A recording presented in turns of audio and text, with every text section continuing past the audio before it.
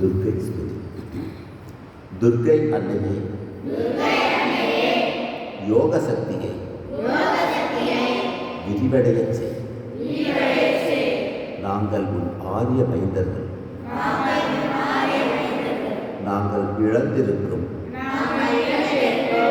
கல்வியையும் பக்தியையும் ஸ்ரத்தையையும் புத்தி கூர்மையையும் உயர் இயல்பையும் பிரம்மச்சரியத்தையும் தவ வலிமையையும் உண்மை அறிவையும் எங்களுக்கு மீண்டும் மலரச் செய்.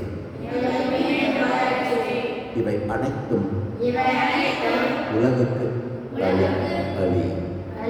ஓ உலக அன்னையே, மானுடர்களுக்கு உதவ தோற்றவனே, எல்லா கேடுகளையும் நீக்கி